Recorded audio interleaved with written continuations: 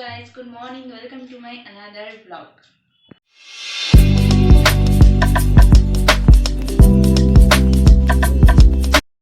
So guys আজকে আমার উঠতে উঠতে অনেক দেরি হয়ে গেছে।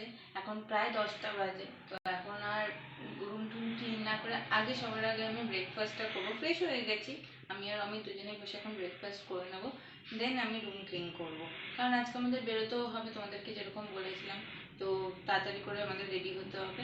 তো এখন আমরা ব্রেকফাস্ট করতে যাচ্ছি।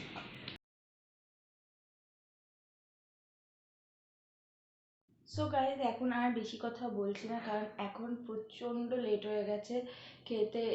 খাওয়ার কথা বলো, খেতে খেতেও লেট হয়ে গেছে, আর ঘুম থেকে উঠতেও দেরি হয়ে গেছে। তো এখন আর বেশি কথা বলবো না। ফোনেও চার্জ নেই, কারণ কালকে আমি রাত্রে অনেক রাত অবধি বসে বসে ব্লগ এডিট করেছি। মানে আমি আর আমার হাজব্যান্ড দুজনেই এডিট করেছি। তো এডিট করে রেন্ডারে বসিয়েছিলাম, তো একদম ফোনে চার্জ নেই এখন, তাই জন্য আর ব্লগ করতে পারছি না। ফোনটা চার্জে বসে, কারণ তোমরা জানো যে আমরা বেরোবো, তো দুপুর বেরোবো, তাই জন্য এখন আর ব্লগ করছি না। এখন অনেক কাজ বাকি আছে, সেই কাজগুলো করে দেন আমি বেরোনোর সময় তোমাদের সাথে দেখা করবো। আবার বেরোনোর সময় তোমাদের সাথে কথা হবে। তো সো এখন বাই। আমি রেডি হয়ে গেছি, এখন আমি বেরোচ্ছি। ট্রলি গোছানো হয়ে গেছে, ব্যাগও গোছানো হয়ে গেছে। খুব লেট হয়ে গেছে, 4টে অলরেডি বাজতে যায়। তো এখন তাড়াহুড়ো হচ্ছে, বেরোচ্ছি। পরে তোমাদের সাথে কথা বলছি, দেখা হবে। সো ফাইনালি আমরা বেরিয়ে গেছি, এখন গাড়িতে আছি। অমিত ড্রাইভ করছে, ওই জন্য ওকে ডিস্টার্ব করছি না আমি। তো আবার কিছুক্ষণ পর তোমাদের সাথে কথা বলছি। এখন যাই, পেট্রোল ভরতে হবে। হ্যাঁ, পেট্রোল ভরে নিই, তারপরে তোমাদের সাথে আবার কথা বলছি। সো ফাইনালি আমরা বর্ধমানের দিকে রিচ করেছি, কারণ এখন জ্যামে আমরা দাঁড়িয়ে আছি এয়ারপোর্টের কাছে। হাওয়া দিলাম গাড়ির টায়ারে, কারণ অনেক দিন ধরে গাড়িটা দাঁড়িয়ে ছিল। কারণ রেগুলারলি আমরা গাড়ি নিয়ে বেরোতে পারি না, কারণ ওখান থেকে বার করতে একটু প্রবলেম হয়।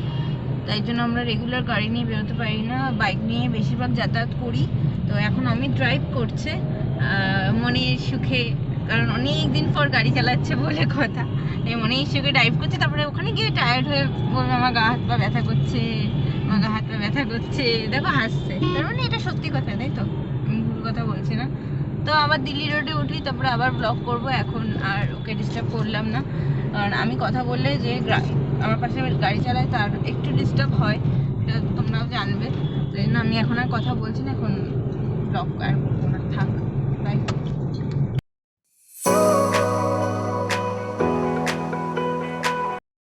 তো আমরা দক্ষিণেশ্বরের কাছাকাছি চলে এসেছি। এখন আমরা মায়ের মন্দিরের সামনে আছি, তো গঙ্গার ওপর দিয়ে যাচ্ছি। মায়ের মন্দিরে খুব ভালো লাগে, কিন্তু আজকে মায়ের মন্দির বন্ধ, তাই আর পুজো দেওয়া হলো না। কিন্তু নেক্সট যবে আসবো তবে আমরা পুজো দেবো।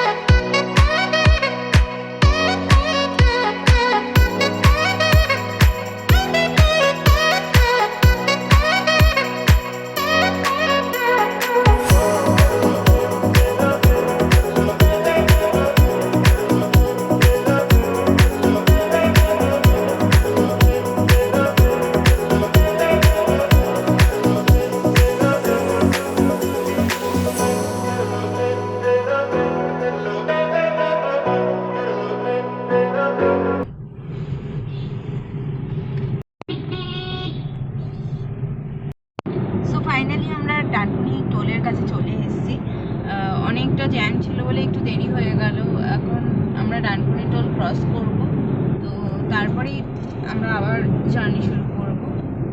তো দেখি ডানকুনি টোলটা সামনে রয়েছে। হ্যাঁ, ডানকুনি টোলও প্রচণ্ড ভিড়, প্রচণ্ড জ্যাম রয়েছে। এই জ্যাম কাটিয়ে যেতে যেতে জানি না কতক্ষণ সময় লাগবে বর্ধমান। তো দেখা যাক কখন ফাঁকা রাস্তা পাওয়া যায়। আমরা ডানকুনি টোলের সামনে চলে এসেছি, এখন ডানকুনি টোল ক্রস করব। ফাঁকা লেনটা ঢুকলে ভালো হতো, যাই হোক এখান দিয়ে চলে যাবো।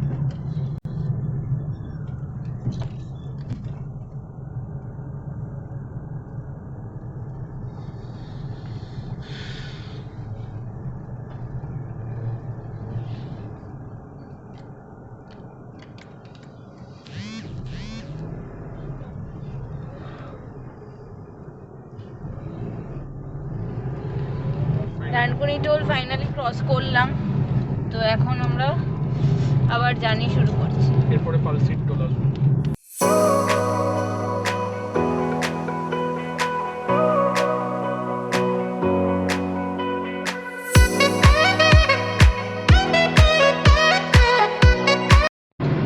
এখন অন্ধকার হয়ে গেছে বলে আর আমি ব্লগ করতে পারছি না, শরীরটাও সেরকম দিচ্ছে না, কারণ গাড়িতে উঠলে আমার প্রচণ্ড শরীর খারাপ লাগে। বেসিক্যালি গাড়িতে উঠলে না, মানে অনেকটা লং ডিস্টেন্সের জার্নি করলে আমার শরীরটা খারাপ লাগে, তাই আমি আর ব্লগ করছি না। এখন অন্ধকারও হয়ে গেছে, রাস্তায় প্রচণ্ড লরি, আর তোমাদেরকে বললাম যে গাড়ি চালায় যে তার প্রচণ্ড ডিস্টার্ব হয় তো যদি পাশে এরকম কথা বলে, তাই জন্য এখন আমি ব্লগ করছি না, একেবারে ডেস্টিনেশনে গিয়ে কথা হচ্ছে। বাই। সো ফাইনালি আমরা এখানে চলে এসেছি ল্যাংচা ভবনের সামনে, শক্তিগড়ে। এখান থেকে আমরা ল্যাংচা নেব, প্রচুর ল্যাংচার দোকান, ভাবছি কোন দোকানটা থেকে নেব বুঝতে পারছি না, তো দেখি এখন কোন দোকানটা থেকে নিই। সবকটা দোকানই মোটামুটি ভালো, আরও দোকান আছে, জানি না এখন কোন দোকানটা থেকে নেব বুঝতে পারছি না। দেখো কত ছানা এসছে,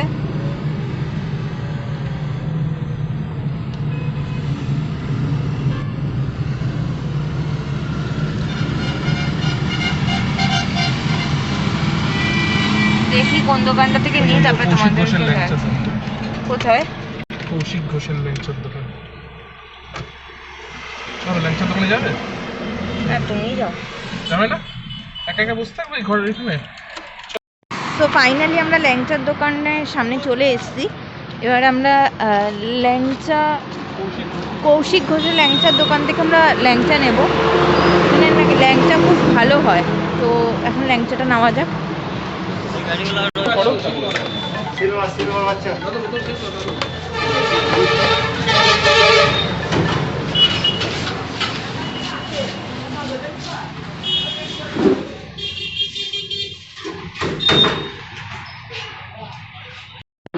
সো ফাইনালি আমাদের ল্যাংচা নেওয়া হয়ে গেছে, আমরা এখন এখান থেকে যাচ্ছি, তিনটে নিয়েছি, তিনটাকে দিয়েছি। তো এখন যাওয়া যাক, গাড়িতে উঠে আবার বর্ধমানের দিকে আমরা যাচ্ছি, প্রায় চলে এসেছি, বেশি দূর আর নেই, অনেকটাই লেট হয়ে গেছে কারণ রাস্তায় অনেক জ্যাম ছিল।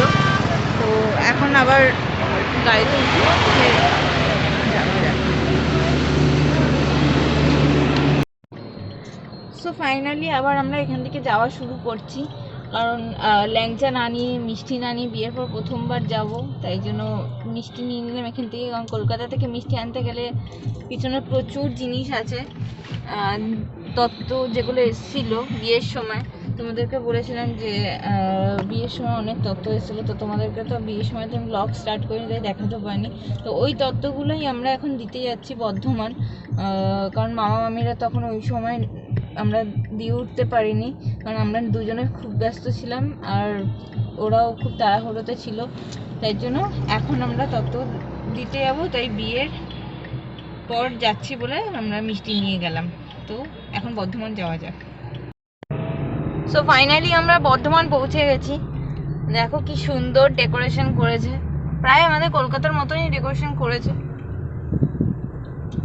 দেখে নি দাও রাহুল। সো ফাইনালি আমরা বর্ধমান ঢুকছি, আর 2 মিনিটের মধ্যে আমরা মামাবাড়ি পৌঁছে যাব।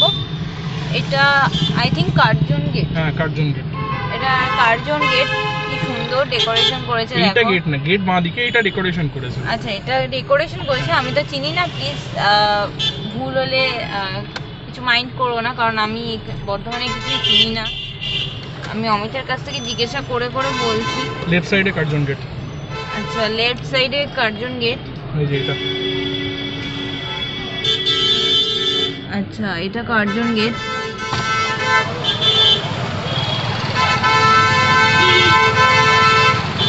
এটা বর্ধমানের main heart of the Bardhaman. আচ্ছা ওয়াও, দারুণ ডেকোরেশন করেছে এই এখানটা।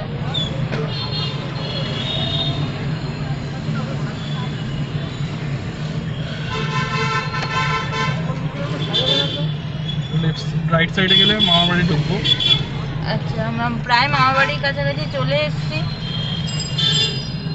মামা দাঁড়িয়ে আছে বললো, দেখা যাক।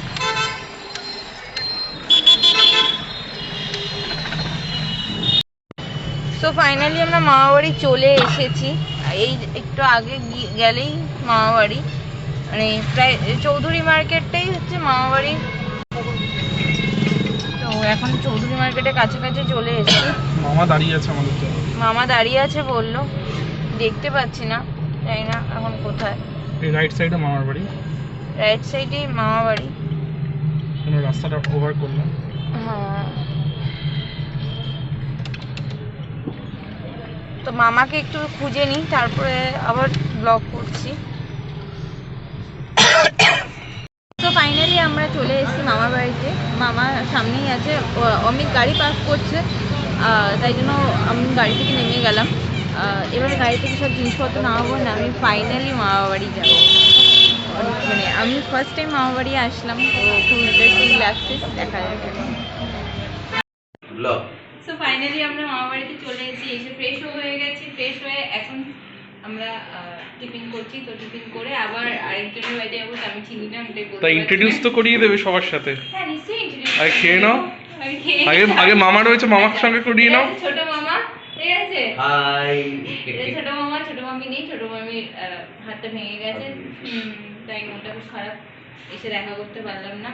ভালো মা ওই ঘরে আছে, বড় মামি ওখানে লুচি খাচ্ছে, আর বড় মামা কোথাও আমি যাই না। তিয়াশা ওই ঘরে রয়েছে, 3 দিন নেই, 3 দিন হস্টেলে আছে।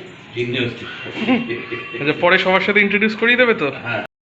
তো গাইস এখানে এসে আর ব্লগ করা হয়নি, কারণ এখানে এসে প্রচণ্ড ব্যস্ত সবাই, আমাকে এর সাথে আলাপ করাচ্ছে, ওর সাথে আলাপ করাচ্ছে। এখনও আরেকজনের বাড়িতে যাচ্ছি, আমি জানি না বা চিনি না সেভাবে, তাই তোমাদের সাথে শেয়ার করতে পারছি না।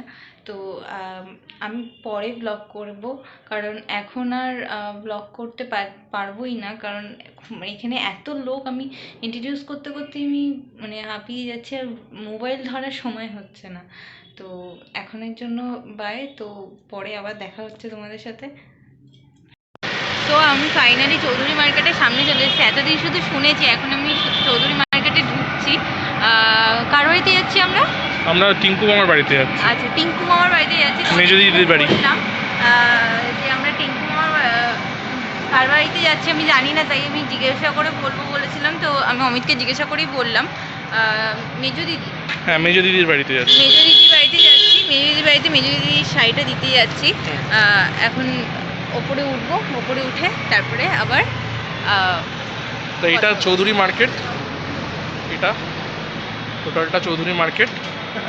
তো আমরা চৌধুরী মার্কেটের ভেতরেই ঢুকবো, তো আস্তে আস্তে এগোই চৌধুরী মার্কেটের দিকে। এটা চৌধুরী মার্কেটের দুটো বিল্ডিং, ডান দিকে রেসিডেন্স বিল্ডিং আর বাঁ দিকে হচ্ছে মার্কেট। আমরা রেসিডেন্স বিল্ডিংয়ের দিকে যাচ্ছি। তো রেসিডেন্স বিল্ডিং অনেক পুরনো বিল্ডিং, তো আমরা রেসিডেন্স বিল্ডিংয়ের দিকে উঠছি। এটা তার গেট।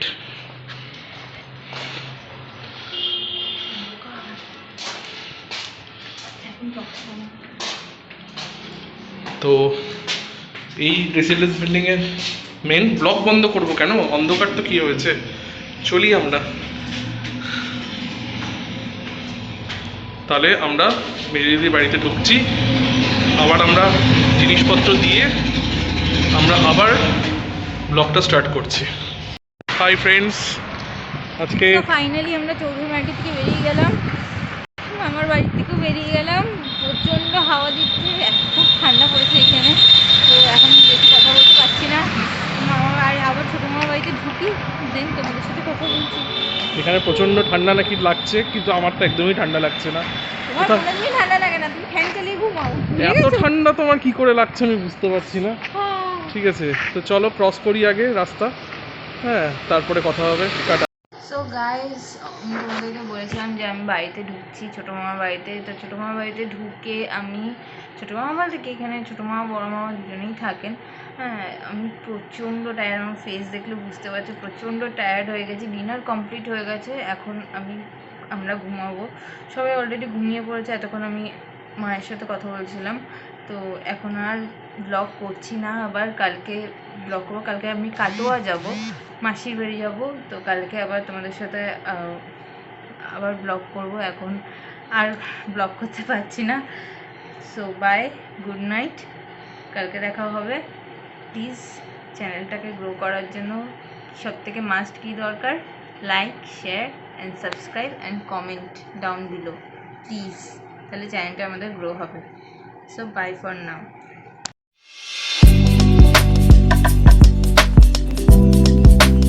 বলো আগে। আগে খেয়ে দাঁড়া দাঁড়া দাঁড়া